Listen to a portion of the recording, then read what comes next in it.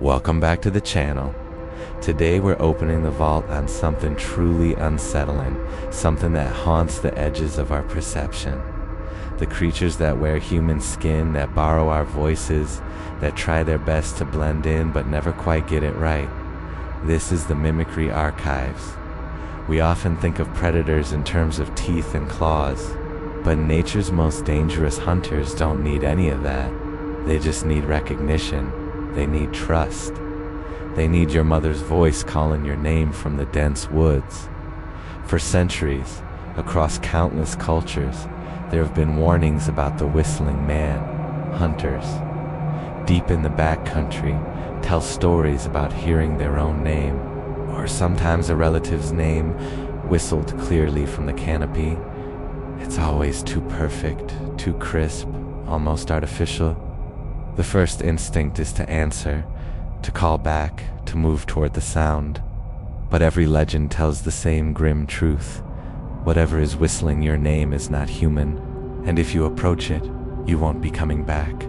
These encounters blur the line between cryptid folklore and true psychological terror, because how do you fight something that uses your own identity against you? The psychological trickery is what makes this so profoundly disturbing. It's the ultimate evolutionary adaptation, camouflage not just of the body, but of the sound waves that trigger our deepest bonds. And that brings us to the skinwalker theory. Now, this isn't about traditional shapeshifters. This is about biological mimicry taken to its terrifying logical conclusion. Imagine a creature so perfectly evolved that it can not only replicate the appearance of another being, but perhaps even absorb the memory or essence of its victim, making the mimicry flawless. When you see something in the wilderness that looks exactly like your lost hiking partner, right down to the unique scar on their hand, yet the eyes are just a little too dark, the movements a little too smooth, that's when you're dealing with something beyond folklore.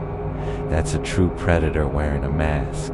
But what happens when these things leave the woods? What happens when the biological mimicry transitions from the deep forest to the urban wilderness? We call that the shadow man in the suburbs.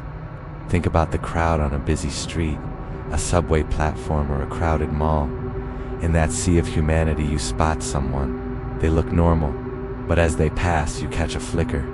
Maybe their stride is just a fraction off, their arm swings a little too wide, or they hold their head at an impossible angle for a fleeting second. It's a glitch in the matrix, the horror of seeing a creature trying its absolute best to impersonate a human being, but failing on some microscopic, uncanny level. That moment, that instant of recognition that what you just saw wasn't quite right, is the pure terror of the mimic. We're constantly surrounded by potential threats, but the one you can't identify, the one wearing the familiar face of a friend or neighbor, is the scariest of all. Let me know in the comments below. Have you ever had an encounter where someone just felt wrong, like a poorly rendered copy? Share your stories below.